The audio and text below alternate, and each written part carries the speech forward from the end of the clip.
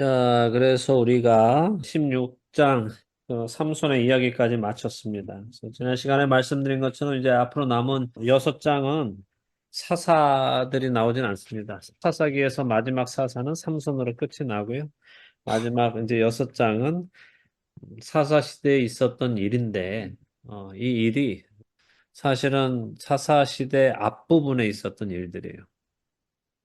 그러니까 이게 이제 뒷장에 붙어서 삼손 이후에 일어난 일처럼 이제 생각은 되지만 우리가 읽을 때는 근데 실제적으로는 이 일들은 삼손 앞부분 그러니까 삼손보다 훨씬 앞에 사사기 초창기 시대에 있었던 일인 것을 아, 우리가 이제 생각해야 돼요. 근데 저자가 목적을 가지고 이거를 이제 끝에다가 사사기 뒤에다가 이제 갖다 붙였죠. 왜냐하면 이제 사사 시대가 이렇게 사사 시대의 전체적인 분위기가 바로 이런 분위기다 하는 것을 이제 우리에게 알려주기 위해서 그렇습니다.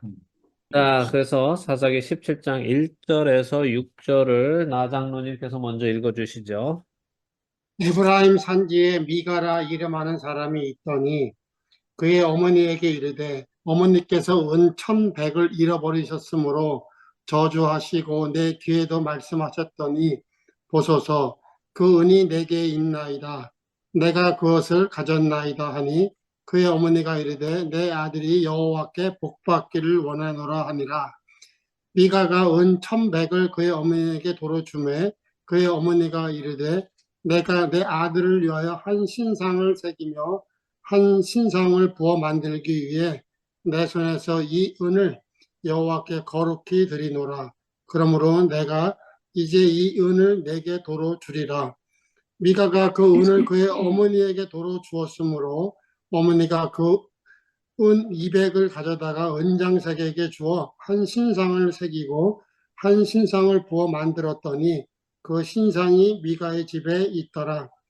그 사람 미가에게 신당이 있으므로 그가 에봇과 드라빔을 만들고 한 아들을 세워 그의 제사장으로 삼았더라. 그때에는 이스라엘의 왕이 없었으므로 사람마다 자기 소견에 오른 대로 행하였더라. 네. 자, 이제 사사기의 주제가 나오는 건데, 여러분들이 지금 이 글을 읽으시고 이것을 이해하려 하시면 안 돼요. 이해가 안 돼야 되는 거예요. 이게 지금 도대체 무슨 말이야? 이렇게 되셔야 돼요. 그 다음에 이게 도대체 무슨 말이지? 하면은 거기에 대한 답이 뭐냐면 6절에 그때는 이스라엘의 왕이 없었으므로 사람마다 자기 소견에 옳은 대로 행해서 이런 일이 있었던 거야. 그 얘기를 하는 거예요. 이렇게 말이 앞뒤가 안 맞는 일이 있는 거야. 이렇게 얘기하시는 겁니다. 자, 보세요. 에브라임 산지에 미가라 이름하는 사람이 있더니 했죠. 그러니까 우리는 이제 성경에 지식이 없는 우리는 이걸 읽으면 어떻게 해요? 에브라임 산지에 미가라 하는 이름하는 사람이 있더니 이걸 딱 읽으면 아 에브라임 산지에 미가라는 사람이 있었구나 이렇게 생각하잖아요, 그죠? 예. 근데 이제 유대인들이 보면 에브라임 산지에 미가라 이름하는 사람이 있더니 이러면은 이 사람들은 이제 다른 생각을 가져요. 무슨 생각 갖느냐 하면 에브라임에는 뭐가 있었느냐? 에브라임 산지에 있는 도시 이름 하나, 또 마을 이름 하나가 뭐냐면 실로예요, 실로. 실로는 어떤 곳이에요? 네. 실로암, 아니, 그거랑 틀리나? 네, 실로암하고는 틀린 실로가 있죠. 실로. 거기 장막이 있던 예사로는, 거. 장막이 있던 곳입니다. 언약궤가 있던 곳이란 말이에요. 언약궤. 다윗 왕이 나중에 언약궤를 예루살렘으로 가지고 오기 이전까지 여호수아 때에 가나안 땅에 들어와서 언약궤를 어디에 두었느냐? 에브라임 산지 실로에 두었단 말이에요. 그러니까 다윗은 지금 아직 태어나지도 않았죠. 저 뒤에 태어나죠. 훗날에 한 4, 500년 후에 태어난단 말이에요. 그러니까 그 전까지는 실로가 예배의 중심지란 말이에요. 언약궤가 여기 있었기 때문에. 그래서 이스라엘의 모든 지파들이 에브라임 산지에 있는 실로에 와서 예배를 드리는 거예요. 그러니까 여기서 에브라임 산지에 이렇게 했으면 아 예배의 중심지에 이런 의미로 이제 유대인들은 들으면은 읽으면은 아는 거죠. 자, 그런데 이 미가라는 사람 이름 우리는 그냥 미가인가 보다 이렇게 하는데 미가의 이름 뜻은 하나님 같은 분은 누구신가? 이런 거예요. 그러니까 하나님 같은 분이 어디 계시냐? 우리 하나님 최고의 신이다. 이런 의미가 미가가 가지고 있는. 그 이름 좋죠? 우리 하나님 같은 분이 어디 계시냐? 이름 좋아요. 그러니까, 자, 1절에 시작할 때, 에브라임 산지에, 그러니까 예배의 중심지에, 우리 하나님과 같은 분은 누가 계시냐? 이렇게 믿음 좋은 사람이 등장했어요. 그러면은 이 다음부터 나오는 건 뭐가 기대돼요? 신앙인의 모습이. 그렇죠. 예배의 중심지에서 이렇게 하나님이, 우리 같은 하나님이 어디 계시냐 하는 하나님을 경외하는 사람이 나왔으니까 아주 은혜되는 신앙의 이야기가 나와야 되는 거죠. 그렇죠. 당연히 기대하는 거죠. 그죠? 우리로 치면은, 아, 서울대학에 다니는 김천재라는 학생이 있었는데, 이러면 우리는 그 사람이, 진짜 얘는 머리가 엄청 좋겠구나 이러는데, 그 김천재가 산수 문제를 푸는데 2 더하기 5는 4다고 대답을 했다. 이렇게 말하면 네, 김천재가 아니라 김바보 아니야? 이렇게 될 거 아닙니까? 그러니까 여기도 지금 에브라임 산지에 미가라 이름하는 사람이 있으니까 엄청난 영성을 가진 사람이 딱 나올 줄 알았는데 그의 어머니에게 이르되 어머니께서 은천백을 잃어버리셨으므로 저주하시고 내 귀에도 말씀하셨더니 보소서 이러면서 전혀 이상한 쪽으로 지금 가고 있는 거예요. 자, 2절이 벌써 우리를 혼란스럽게 그러니까 앞에 1절하고 너무 반전이 지금 일어나는 거예요. 2절의 말은 이런 거예요. 미가라는 사람의 어머니한테 돈이 좀 많았는데 그 중에 은 1,100을 어머니가 잃어버렸다는 거예요. 근데 잃어버린 게 아니라 어떻게 됐다? 도둑 맞아. 근데 도둑을 맞았으니까 어머니가 어떻게 했냐면 이 도둑놈을 저주한 거예요. 에이, 이런 빌어먹을 놈, 막 이러면서 이 돈 가져간 놈 아주 그냥 3대가 아주 그냥 쪽쪽 굶어 죽어라, 막 문둥병이 생겨라, 막 이러면서 엄마가 저주를 막 심하게 한 거예요. 그 돈 가져간 놈을. 그랬더니 옆에 이제 아들 미가가 그걸 들었을 거 아니에요? 엄마가 이제 저주하는 소리를 들었을 거예요. 돈 가져간 놈한테 막 저주를 하니까 이놈 아주 그냥 집안이 홀라당 다 망해버려라 한번 막 하고 뭐 팔다리가 잘려라 뭐 이런 하여간 막 이런 저주를 막 퍼부니까 얘가 듣고서는 이제 깜짝 놀랐단 말이에요. 왜냐하면 자기가 가져갔으니까. 자기가 가져갔는데 어머니가 그런 저주를 하나님한테 하나님 저놈 그놈 그 도둑놈 자식 막 이러면서 욕을 하니까 당시의 사사시대의 사람들이 가지고 있었던 생각이 뭐다? 하나님은 귀에 들리는 대로 행하신다는. 하신다. 그게 이제 그러니까 출애굽하는 사람들이 광야에서 자꾸 이제 어떻게 했어요? 맨날 하나님 불평하고 우리를 광야에서 죽이려고 우리를 데려 나왔다. 막 이렇게 불평하니까 하나님께서 니들 정말 나를 그렇게 보냐? 너희들이 정말 그런다면 내 귀에 들리는 대로 내가 행해 줄게. 이렇게 한번 말씀하셨단 말이에요. 그렇죠? 한 번 말씀하셨어요. 근데 이게 사람들한테는 하나님은 귀에 들리는 대로 하시는 분이다. 그래서 우리가 한 번 내뱉은 말은 하나님이 반드시 하신다. 이런 엉뚱한 생각을 가지고 있는 거예요. 그러니까 어머니가 막 저주를 퍼붓더니 그 하나님한테 대놓고 했단 말이에요. 그러니까 하나님이 귀에 들린 대로 그렇게 할 거니까 자기한테 그 벌이, 그 저주가 다 떨어질 거라 생각하니까 또 어머니한테 가서 어머니 여기 있습니다. 이러면서 이제 자기가 찾았다는 거죠. 제가 훔쳐갔습니다. 이게 아니라 그것을 내가 가졌나이다. 이러면서 이제 가져온단 말이에요. 은이 몇 개라고요? 1,100. 100개. 엄청 많은 거. 엄청 많은 돈이죠? 앞에 삼손 얘기 기억나시죠? 블레셋 방백들이 들릴라한테 삼손의 힘의 비밀을 알아내면은 얼마 준다고 했는지 기억나세요? 4,500. 그렇죠? 1120. 5방백이 각각 은 1,100개치를 준다 그랬어요. 그죠? 그러니까 그거의 5분의 1이잖아요. 그러니까 엄청난 돈이죠. 엄청난 돈을 도둑 맞은 거예요. 그래서 유대의 랍비들은 자, 웬 아줌마가 돈이 이렇게 많아? 드릴란가? 그래. 그래서 유대 랍비들은 이 미가의 어머니가 들릴라라고 생각하는 그 돈이. 거예요. 들릴라의 이제 뭐 아들이다. 뭐 이렇게 생각하는 거죠. 네. 근데 제가 뭐 말씀 아까 드렸지만 이 이야기는 앞부분의 이야기예요. 삼손의 앞부분의 그럼 이야기이기 맞네. 때문에 그렇기 때문에 그렇지는 않아요. 예, 예.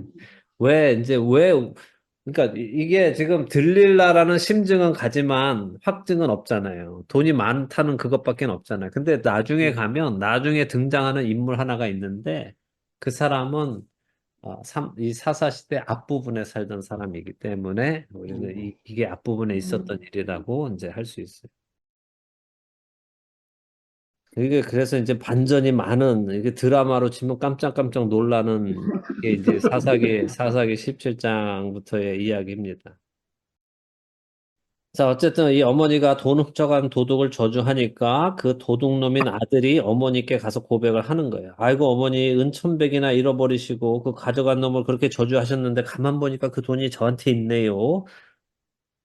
그거 제가 가져갔어요. 그렇게 하는 게 아니라 그냥 그 돈이 저한테 있어요. 근데 그 저주가 너무 심한데요. 저한테 그 저주가 다 닥치면 어떻게 하죠? 하면서 걱정하고 어머니한테 지금 가져간 거예요. 훔쳐가 놓고도 가져갔다고 그냥 말하죠. 근데 아들이 그렇게 와서 하니까 어머니는 또 어때요? 복 받기를 원한다. 어머니도 깜짝 놀랐을 거 아니에요. 그렇게 막 디립다 욕을 해놓고 저주를 막 퍼봤는데 아들놈이 어머니 그 제가 가져갔어요. 이러고 가져오니까 어떻게 하겠어요? 빨리 되물려야 될 거 아니에요. 그러니까 빨리 이렇게 말하는 거야. 어머니가 내 아들이 여호와께 복 받기를 원하노라 이렇게 하고 빨리 바꾸는 거야. 저주했던 것을 지금 다시 뒤집어 엎어서 복 받기를 원한다 하고 이제 바꾸는 거죠. 자, 그래서 이제 저주를 다시 취소할 수는 없고 취소할 수 없으니까 그 아들을 이제 축복함으로써 쌤쌤을 만드는 거예요. 저주했던 거를 지금 복 받기 원하노라 이래가지고 이제 만드는 거죠. 이게 당시에 횡행하던 주술적인 모습이 이거예요. 이게 성경적으로 하려면 어떻게 해야 되겠어요? 그러죠. 만약에 이거를 정말 자기들이 생각에 내가 한 저주가 내 아들한테 임할까 봐 걱정이 된다면 어떻게 해야 되겠어요, 어머니가? 대제사장한테 가서 제사를 드리고 뭐 하나님께 용서를 구하고 되돌려달라 그러겠죠. 그래야 되는 게 맞죠. 하나님 제가 그냥 열받아서 뭐냐 막 헛소리를 했습니다. 너무 죄송합니다. 용서해 주세요. 제 아들한테 이런 저주가 임하지 않도록 하나님 도와주세요 해야 되겠죠. 그죠? 그렇죠. 근데 느닷없이 그냥 여호와께 복 받기를 원하노라. 이게 무슨 근거로 여호와께 복을 받는 거예요, 갑자기? 예? 어머니 돈 훔쳐간 놈이 다시 돈 가지고 왔다고 그래, 너 복 받아라. 이렇게 하면 또 하나님이 복 주시고 하는 거냐고요. 이제 다음 주 방송에 나가는 내용이기도 하지만 지난해 12월에 교황이 카톨릭 사제들이 동성 결혼하는 사람들에게 축복을 해줘도 된다라고 말을 했어요. 아, 그래서 이제 사제들이 동성 결혼한 사람들한테 축복 기도를 해주는데 한국에서도 지금 한국에 있는 사제 하나가 두 커플한테 이제 축복 기도를 해준다고 이제 교황이 허락을 했으니까 했다고 이제 기사가 나왔는데 저는 뭐 그런 걸 다 떠나서 제가 우스운 건 그거예요. 그러면 그 사제나 교황이 그 사람들한테 축복을 해줬다 해서 축복이 임하냐는 거예요. 그건 아니지. 그 너무 웃기는 거 아니에요? 지금 하나님께서 분명히 이건 음. 가증하다, 이건 죄다 하지 마라 라고 하셨는데 교황이 해줘도 된다라고 했으니까 사제가 그 사람들을 데리고 또 민수기 말씀을 가지고 여호와는 내게 복을 주시고 그 얼굴을 내게로 향하여 대사 평강 주시기를 원하노라 뭐 이렇게 복 주시기 원하노라 이렇게 했다고 해서 그럼 하나님이 그래 네가 사제가 했으니까 내가 주마 하고 이렇게 주시는 분이냐는 거죠. 그렇지 않잖아요. 그렇지 않죠. 그렇지 않잖아요. 이건 주술적인 게 아니잖아요. 주문을 외우면 떨어지고 축복이 떨어지고 주문을 외우면 저주가 떨어지는 게 아니잖아요.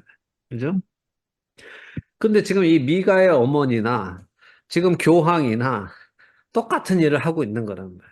자기들의 생각에 자기들이 이렇게 말하면 하나님이 그렇게 하실 거고 자기들이 저렇게 말하면 저렇게 하시고 저주 내리라면 저주 내려주고 복 내리라면 복 내려주는 게 하나님이 아니라는 거죠.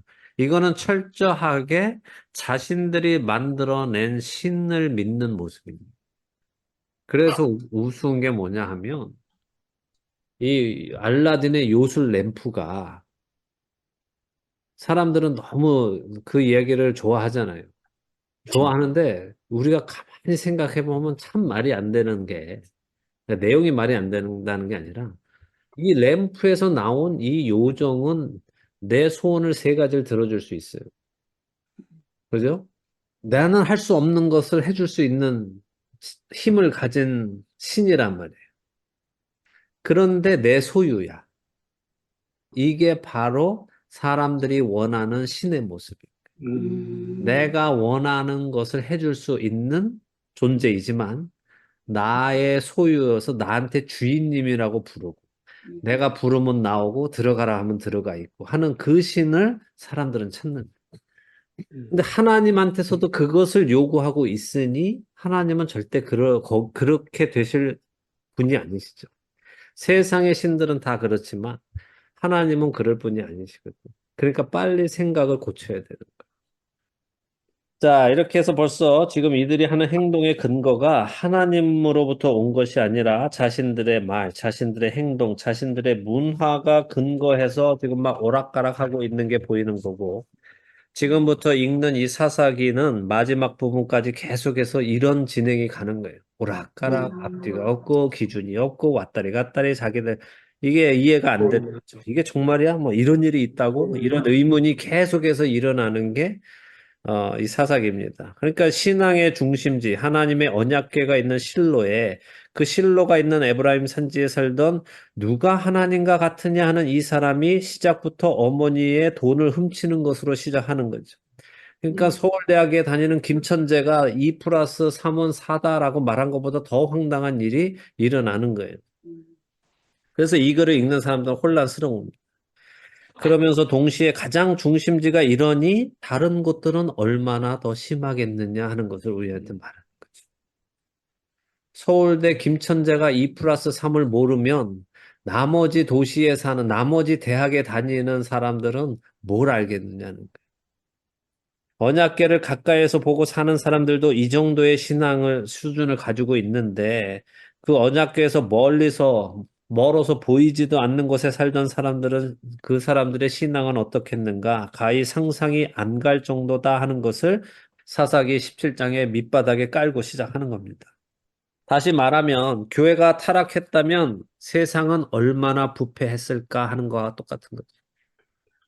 우리가 교회의 타락을 놓고 많이 걱정하잖아요. 그렇죠? 근데 교회가 이만큼 타락했다는 건 세상은 뭐 상상할 수 없다는 거죠. 근데 실제로 그렇고. 자, 그래서 교회의 타락은 세상의 완전한 부패를 뜻하는 겁니다. 목회자가 타락했다면 성도는 얼마나 타락했겠는가. 자, 아들이 돈을 돌려주면서 어머니 이제 어떻게 해요? 하니까 어머니가 복받기 원한다 하면서 부랴부랴 일을 수습합니다. 그리고는 어머니가 어떻게 해요? 내가 내 아들을 위해서 신상을 하나 새기겠다 하죠. 이게 지금 이게 모세로부터 하나님의 십계명을 받은 사람이 할 말이냐는 거예요. 하나님은 분명히 뭐라 그러셨어?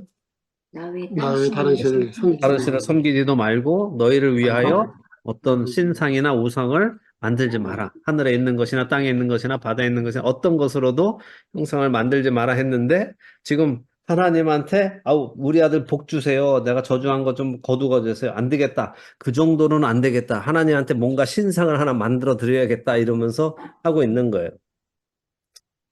그래서 그 신상을 새기기 위해서 이 돈을 하나님께 거룩하게 바치겠다 하는 거죠.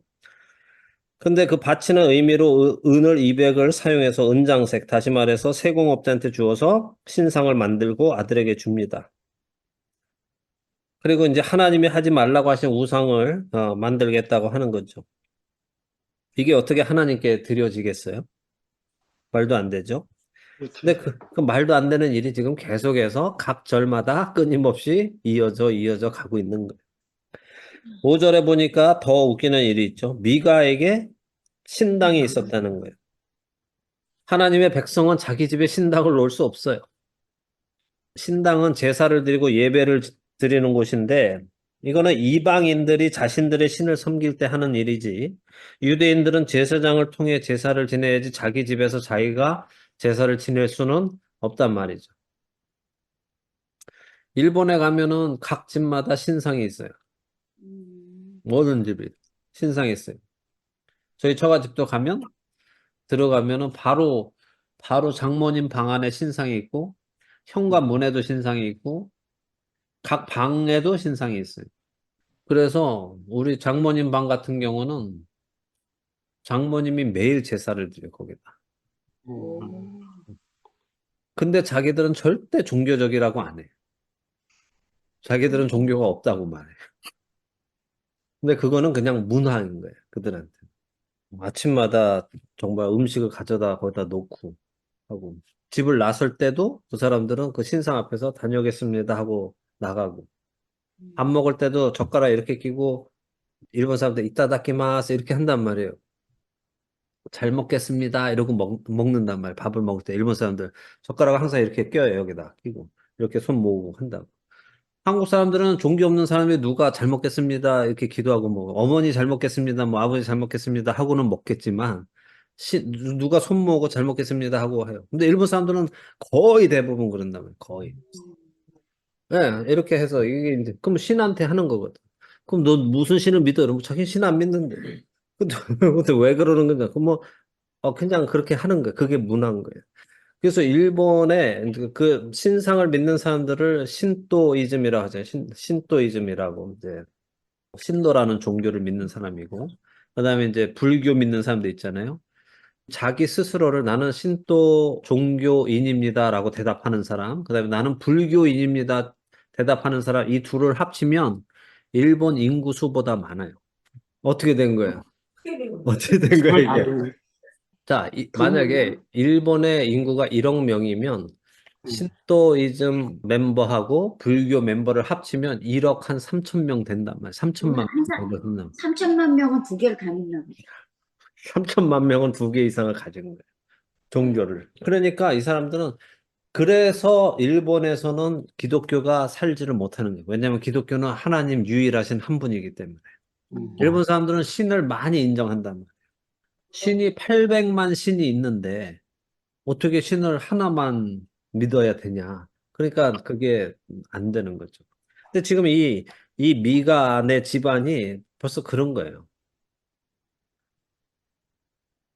신당을 세워놓고 미가가 에봇과 드라빔도 만들죠. 에봇은 뭐예요? 그 제사장들이 네, 제사장이 입는 조끼잖아요. 근데 지금 자기가 뭐예요? 에브라임 산지니까 이 사람은 어느 지파예요? 에브라임 지파예요. 그러면 자기가 뭐예요? 자기가 제사장이 아니잖아요. 레위 사람이 아니잖아요. 레위 지파가 아니잖아요. 근데 자기가 자기 집에 신당도 만들어 놓고 에봇도 만들어서 자기가 입기도 하고 자기가 다 해먹는 거죠. 지난번에 기드온 사사도 에봇을 만들어서 그것을 이스라엘 백성들이 음란하게 섬기게 했잖아요. 이번에 미가도 그런 쓸데없는 일을 하는 거죠. 오히려 하나님이 하지 말라고 하시는 일을 하고 있는 겁니다. 자, 드라빔은 뭐예요? 그것도 신상이잖아요. 신랑이죠. 그죠? 라헬. 자기 집을 지켜주는 수호신 신이잖아요. 그죠? 그래서 예전에 라헬이 그거 아버지 집에 훔쳐가지고 아버지 훔쳐가고. 드라빔을 훔쳐가지고 도망 나왔잖아요. 그러니까 이것도 우상이죠. 또한 미가가 자기 아들 중에 하나를 세워서 어떻게 해요? 자기 집 신당에 제사장으로 삼았어요. 야, 그러니까 오늘 치면 야, 너가 우리 집 목사해. 그래서 이렇게 해가지고 너가 오늘부터 예배 인도해. 이렇게 하고 그 자기네 집에다가 십자가 걸어놓고 이렇게 막 해놓고서 우리 오늘부터 이제 우리는 여기서 예배 드린다 하고 그러면은 예배를 인도할 목사가 필요하지. 아들 중에 하나, 야, 네가 목사해. 해가지고 그냥 일어나서 걔가 이제 목사하면서 하는 거예요. 이게 그러니까 엄청난 뒤죽박죽인 거죠. 이 5절 안에 뒤죽박죽 하나도 하나님의 백성이 아닌 것 같은 일들로 뒤죽박죽한 상황을 쭉 나열하는 거예요. 한 절도 지금 하나님하고 어울리는 게 하나도 없어요. 한 절도. 그리고 6절의 한 줄로 왜 그렇게 뒤죽박죽인지 설명한다고 말씀드렸죠. 그때에는 이스라엘에 왕이 없었으므로 사람마다 자기 소견에 옳은 대로 행하였더라. 이게 사사기의 주제죠. 지금 왜 이렇게 뒤죽박죽 정신없는 이야기가 나오느냐? 그때는 이스라엘에 왕이 없어서 그랬다. 사람들이 왕이 없으니까, 기준이 없으니까, 자기들을 다스려주는 사람이 없으니까 다 자기 생각에 그냥 옳은 대로 하며 살았다 하는 거죠. 자, 여기서 미가와 미가 어머니의 모습을 다시 생각해 보세요. 이들이 지금 하나님 앞에서 어떤 죄를 지고 있는지 한번 꼽아 보세요. 미가하고 미가 어머니가. 우상숭배. 우상, 제사 지내고 첫째, 미가가 뭐 했어요? 훔쳤죠. 훔쳤어요. 돈 도둑질. 훔쳤죠. 하나님이 도둑질 하지 마라 한 것을 어겼죠. 둘째, 부모를 공경해라 하는 하나님의 율법도 어겼어요. 왜요? 어머니의 돈을 훔쳤으니. 셋째, 나 이외에 다른 신을 내게 두지 말라라고 하셨는데 신상을 새겼어요. 넷째, 그 어떤 형상도 만들지 마라 하셨는데 은으로 신상과 드라빔을 만들어서 새겼어요. 다섯째, 성전에 가지 않고 자기 집에서 예배드리는 신당을 만들었어요. 여섯째, 제사장만 입는 에봇을 만드는 월권 행위를 했습니다. 일곱 번째, 레위 지파도 아닌 자기 아들을 제사장으로 삼았습니다.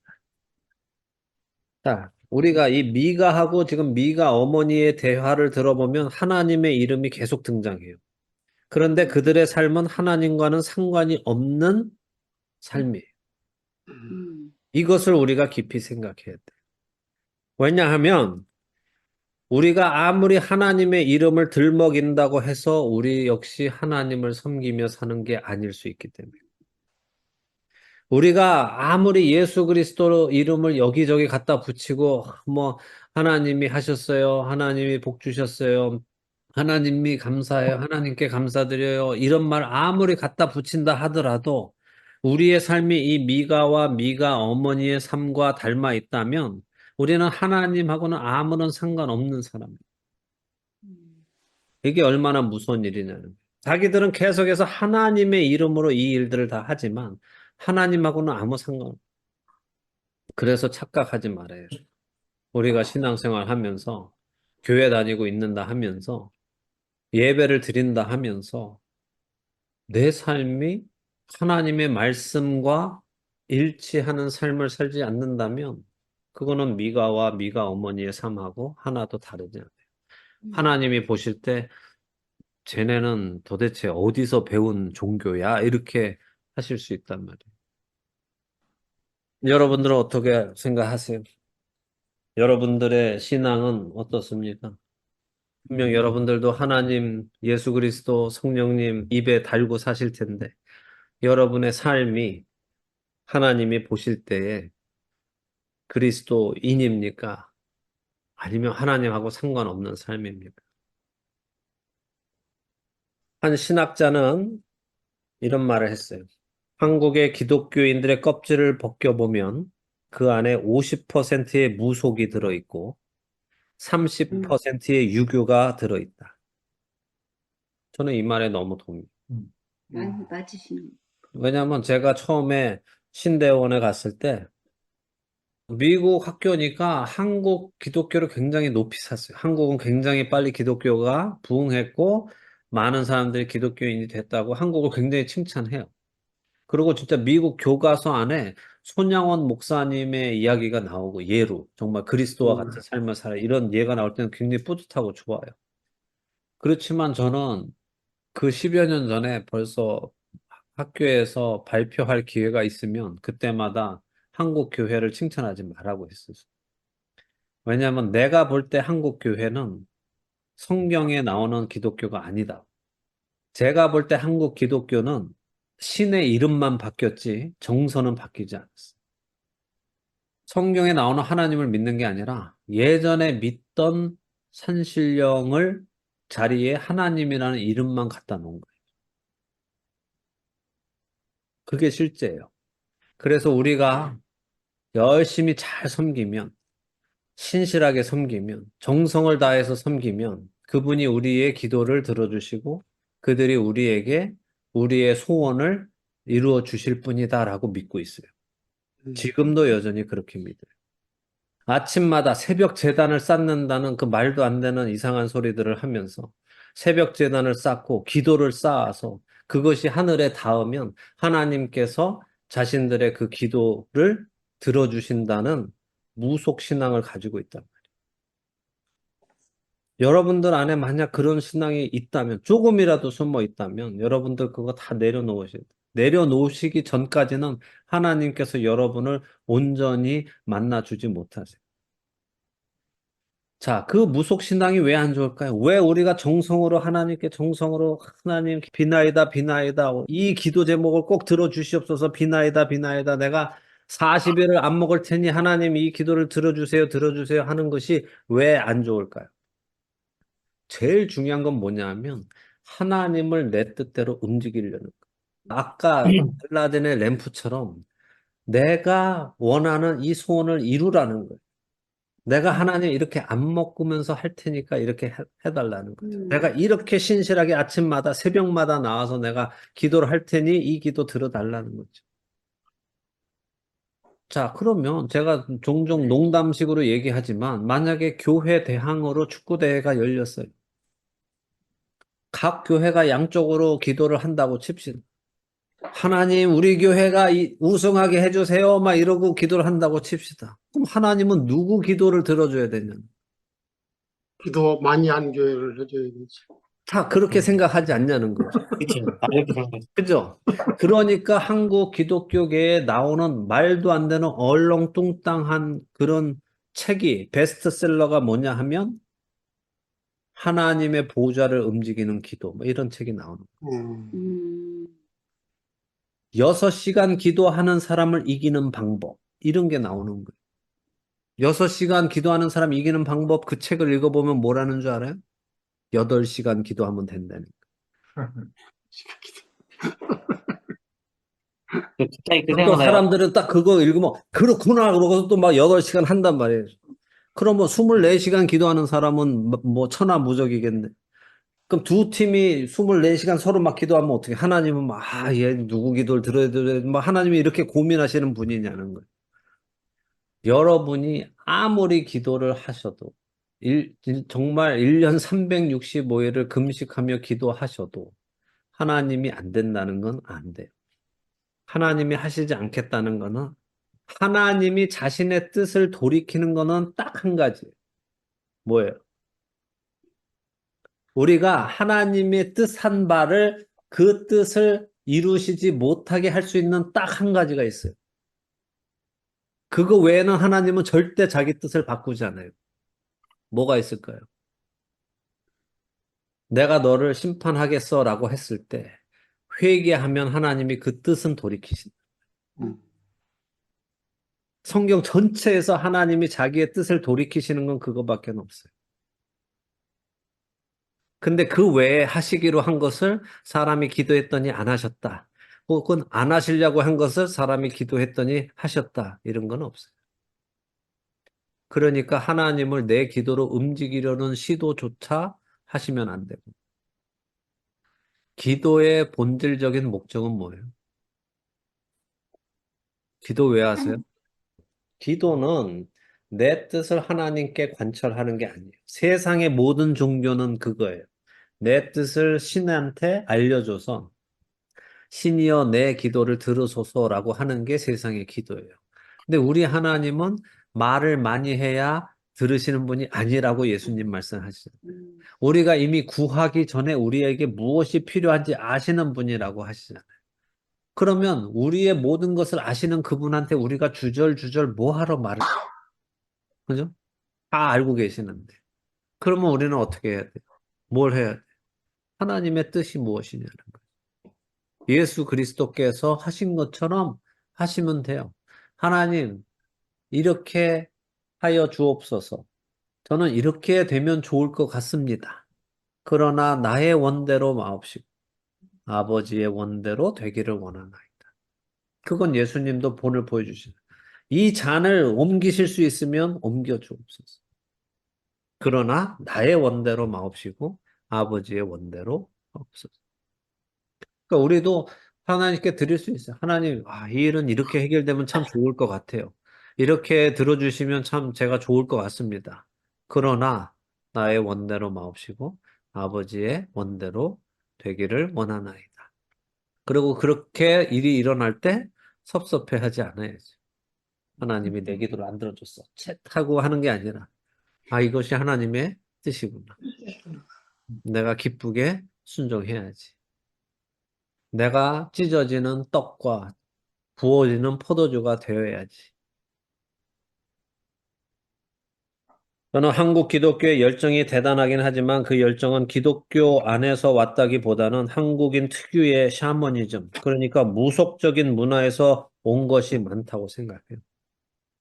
기도로 하나님을 움직이려 하고 봉사로 헌금으로 하나님을 움직여서 자신들의 원함을 채우려 하는 시도는 모두 무속적인 문화입니다. 참된 하나님의 백성은 전적으로 하나님을 신뢰하고 그분의 하시는 일에 순종합니다. 그분을 내가 원하는 대로 움직이려 하지 않는 거예요. 교회에 모여서 하나님을 이야기하고 예수님을 이야기하지만 그 안에는 대부분 자신들이 만들어 놓은 하나님을 섬기고 예수님을 섬기는 모습이 다분하게 깔려 있습니다. 한국 교회가 왜 타락하는가? 그것은 우리의 신앙이 성경적인 신앙이 아니라 한국적인 기독교로 변해가고 있기 때문이에요. 여러분들도 히스패닉 자주 만나시죠? 그죠? 그 사람들이 크리스찬이티 신앙이 있어요. 그죠? 캐톨릭 베이스가 되어 있잖아요. 근데 그들의 그 믿음을 보시면 그들의 그 신앙 생활하고 그들의 토속 종교가 섞여 있는 게 보이세요? 안 보이세요? 보여요. 보이죠? 예. 그죠? 뭐 죽은 자의 날, 뭐 이런 거 그거지. 섬기고, 막 귀신 섬기고, 그러면서도 과달로페 앞에서 또 막 이러고, 막 묵주하고 막 하면서도 막 뒤죽박죽 섞여 있는 게 보이잖아요. 한국 교회도 똑같아요. 바울이 와서 한국 교회를 평가하면 뭐라고 하실 것 같아요? 우리가 멕시코 사람들이 예수님을 섬기는 거하고 똑같은 모습이에요. 우리는 그렇지 않다라고 생각할 뿐이죠. 그래서 성경이 계시하시는 하나님을 믿어야 되는 거지. 우리가 만들어낸 하나님을 믿으면 지금 이 미가 어머니와 똑같은 일을 하는 겁니다.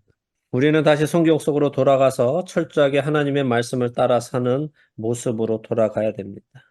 미가 집안의 이 모습이 우리의 모습하고 많이 닮아 있어요. 자기 마음대로 저주하고 자기 마음대로 축복하고 자기 마음대로 섬기고 자기들 마음대로 사람을 세우고 하는 그 모습이 우리 시대의 한국 기독교 안에 넘쳐나고 있음을 보시기 바랍니다. 더 갈까요? 그만할까요? 조금 더 할까요? 예. 7절에서 13절까지 현우 집사님 읽어주세요. 유다 가족에 속한 유다 베들레헴에 한 청년이 있었으니 그는 레위인으로서 거기에 거류하였더라.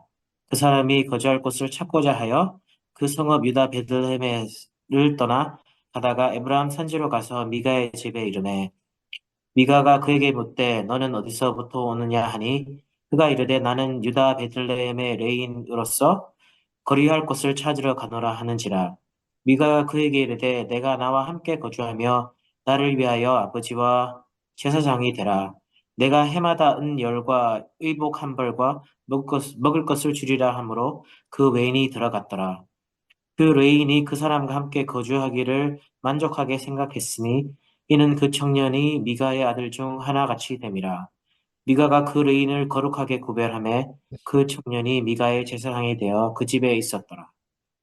여기까지네. 이쪽까지. 13절. 13절. 네. 이에 미가가 이르되 레인이 내 제사장이 되었으니 이제 여호와께서 내게 복을 주실 줄을 아노라 하니라. 네, 자, 이렇게 혼란스러운 미가의 집 이야기가 전개가 되고 또 한 명의 인물이 등장하는데 이름은 안 나오는데 그는 그냥 레위인이었다 하죠. 자, 레위인은 성전에서 일을 하면서 백성들이 하나님을 예배하도록 돕도록 택함 받은 지파입니다. 그렇지만 레위인이라고 해서 모두 제사장이 되는 건 아니에요. 레위의 후손 중 누구의 자손이 제사장이 됩니까? 아론의 자손들만 되는 거죠. 그죠? 그러니까 레위인들은 성전 안에서 일은 하지만 제사장은 될 수 없다는 말이에요. 근데 지금 이 청년이 레위 족속 청년인데 그가 베들레헴에 거류했다라고 했죠. 근데 거류했다라는 이 말의 의미는 빌부터 살았다 그런 말이에요. 그러니까 이 청년이 베들레헴에서 베들레헴 사람들을 섬기는 레위인이었다는 거예요. 베들레헴 사람들이 하나님을 예배하도록 돕는 그 역할을 맡은 사람이었고 그들로부터 11조를 받아서 먹고 사는 사람이었다 하는 의미예요.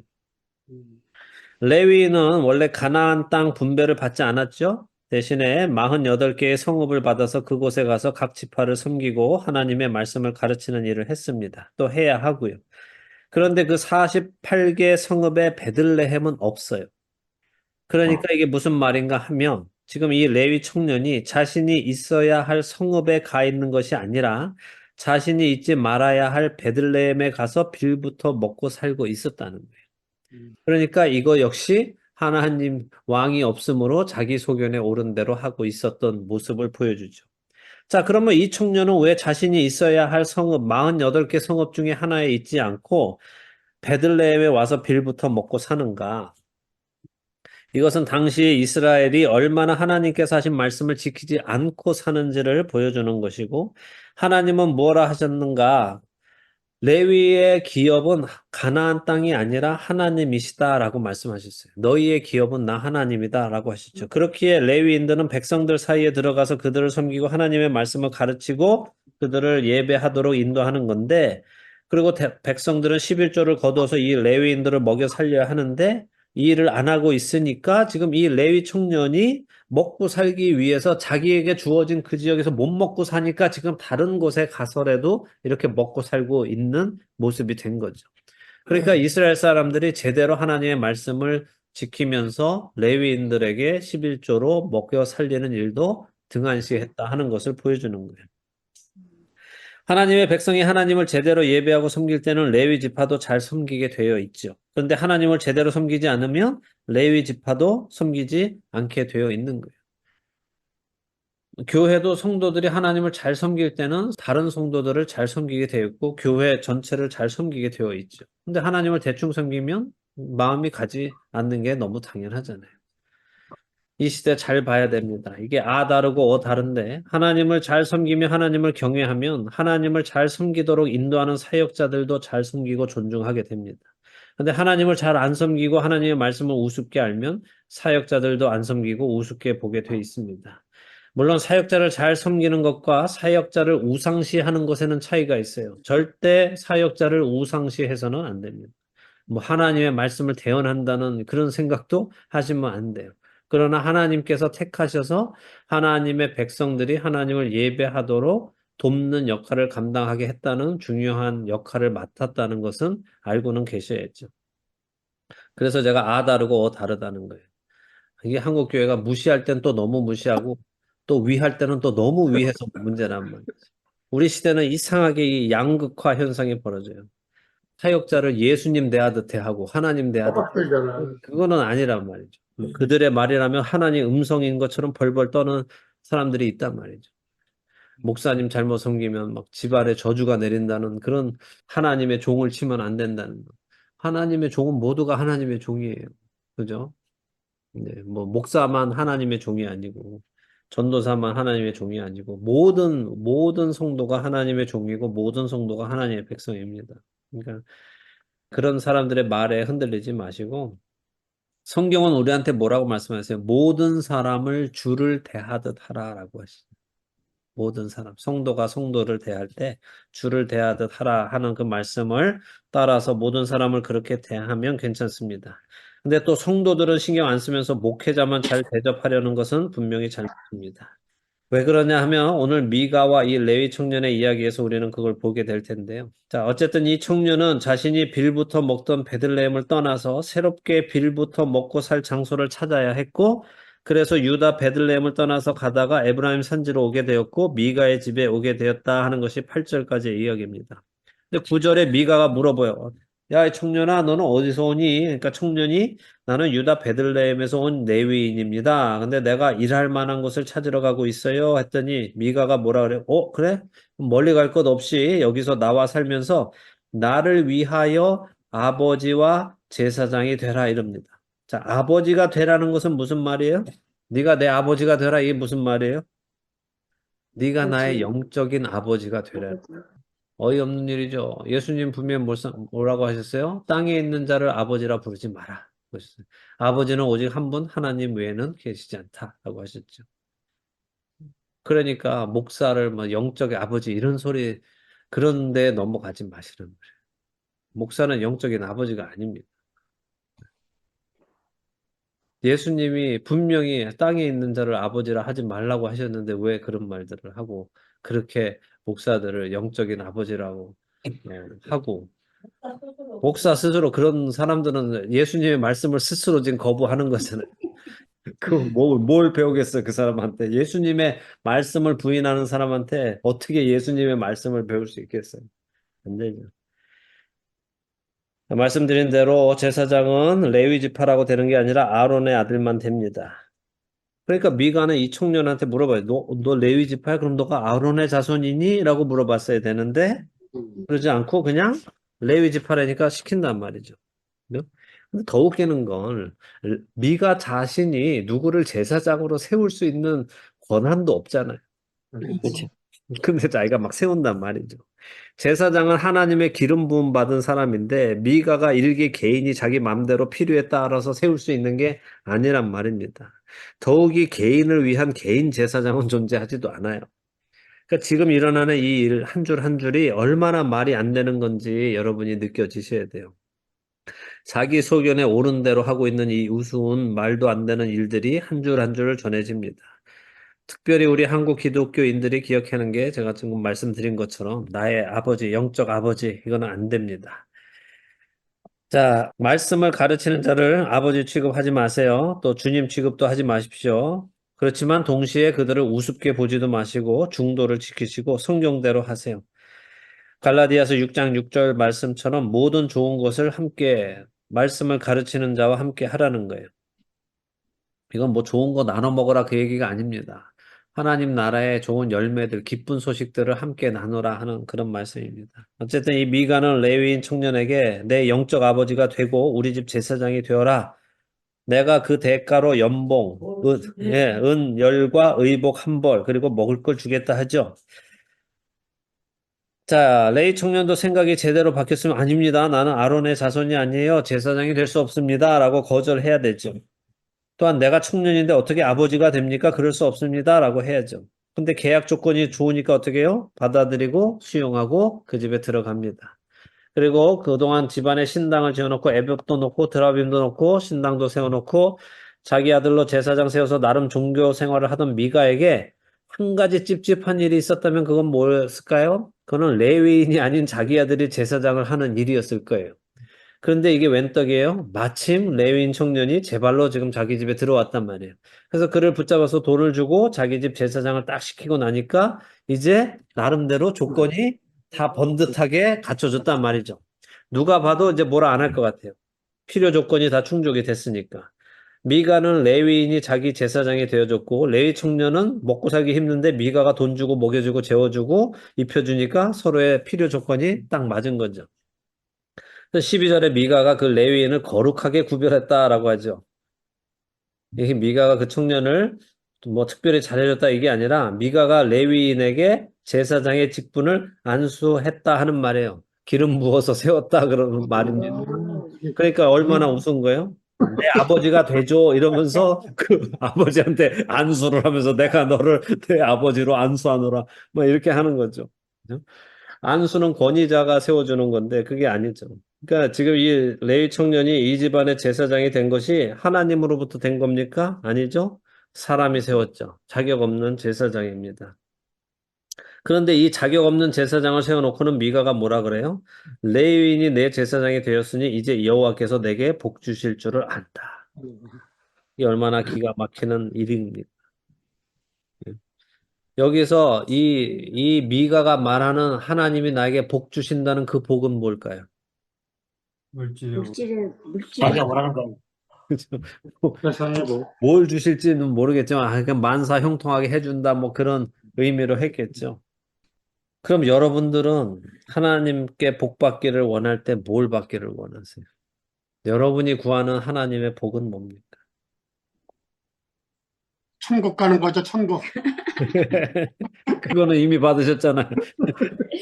자, 미가는 지금 하나님께서 하지 말라고 하신 도둑질, 거짓말, 우상 섬기는 일, 더 나아가서 제사장을 자신이 세우고 신상을 만들고 드라빔 만들고 하나님의 말씀에 하나도 맞지 않는 일들을 골라 하면서 단순히 레위인이 제사장이 되었다는 사실 하나로 하나님께서 이제 자신에게 복 주실 일만 남았다라고 생각하고 있어요. 음, 이게 바로 우리가 말하는 기복신앙인 거예요. 우리는 하나님의 말씀에 하나 순종하지도 않으면서 하나님의 그 뜻이 무엇인지 고민도 하지 않으면서 내가 원하는 대로 다 이뤄놓고 하나님이 이제 나에게 복 주실 일만 남았다라고 생각하는 우리가 사는 이 시대의 가장 큰 문제가 그겁니다. 제가 정말 방송으로 이 이야기를 하려다가 못해가지고 사람들이 다 반대해서 못했었거든요. 오래전에. 여러분이 섬기는 하나님은 성경의 하나님이 아닙니다라는 방송을 하려고 했다가 다들 막아가지고 못했었는데 그러기에는 너무 리스크가 큽니다 해가지고. 근데 정말 그래요. 우리가 이 미가처럼 하나님의 이름은 부르지만 그 하나님을 섬기는 이유는 철저히 나의 유익을 위함이고, 이를 위해서는 하나님의 말씀과는 상관없는 일들도 또한 하나님이 하지 말라고 하신 것들을 거리낌 없이 하는 모습이 우리 시대 교회 안에 버젓이 행해지고 있으면서도 우리는 하나님이 복 주실 것이라고 철떡같이 믿고 교회 안에 십자가 아래서 십자가를 마치 우상처럼 숭배하고 있다 하는 내용을 제가 이야기하려고 했었어요. 지금 우리 시대도 헌금을 많이 하면 하나님이 감동하셔서 내게 더 큰 것으로 갚아주실 것이라고 착각하면서 헌금하는 사람들이 있고, 내가 꾹 참고 이 고생하면서 봉사하면 하나님이 내게 복 주실 것이라고 착각하는 사람도 있고, 이것이 뻔히 잘못된 것인 줄 알면서도 그들이 원하는 것들을 돈을 받고 섬김을 받으며 축복해주는 사역자들도 있어요. 내 아들이 잘못될까봐 내가 사서 고생하는, 봉사하는 그런 권사님들도 있고, 무당에게 빌던 것들을 하나님께 빌고, 부처에게 빌던 것들을 하나님께 빌고, 뒷산 산신령에게 빌던 것들을 하나님께 비는 모습은 결코 기독교 신앙이 아니에요. 그건 성경적인 신앙이 아닙니다. 하나님의 백성은 세상에 속하지 않았습니다. 그렇기에 세상이 구하는 것을 구하면 안 돼요. 세상이 구하는 것을 나도 구해서 얻기 위해서 하나님을 찾는다면 하나님은 절대 그 사람에게 응답하지 않으십니다. 오히려 마귀가 광명의 천사로 둔갑해서 응답해 줄 것입니다. 눈에 보이는 수많은 것들, 세상의 영광을 보여주면서 너가 나에게 경배하면 내가 이것을 너에게 주겠다라고 하는 것은 하나님이 아니라 마귀라는 것을 여러분 잘 아셔야 돼요. 우리가 믿는 하나님은 성경의 하나님이셔야 됩니다. 이름이 같다고 해서 같은 하나님은 아닙니다. 지금 미가가 믿고 섬기고 예배하는 여호와 하나님이 성경의 여호와 하나님이십니까? 아니죠. 이름은 똑같아요. 그렇다면 무슨 근거로 지금 우리 시대 사람들이 섬기는 하나님이 성경의 하나님이시라고 자부할 수 있어요? 지금 이 시대의 사람들이 섬기는 그 하나님이 성경의 그 하나님의 성품과 일치하지 않는다면 우리 역시 성경의 하나님이 아닌 인간이 만들어낸 하나님을 섬기고 있는 겁니다. 인간이 만들어낸 모든 종교적인 행위들은 하나님 앞에서 다 없어져야 합니다. 그리고 그분 앞에 나가야 돼요. 그분이 우리를 부수고 새롭게 만들어서 우리 안에 살아계시는 성령님의 음성을 따라서 우리가 구할 것을 마땅히 구하게 하시고 우리가 추구해야 할 것을 추구하게 하시며 우리가 바라보아야 할 것을 바라보게 하셔야만 하는 것입니다. 각자의 신앙을 잘 점검하시고 내가 섬기는 하나님은 누구신가? 나는 왜 예수 그리스도를 통하여 하나님의 백성이 되었는가? 이 목적이 무엇인가 잘 점검하시는 여러분 되시기를 바랍니다. 아멘.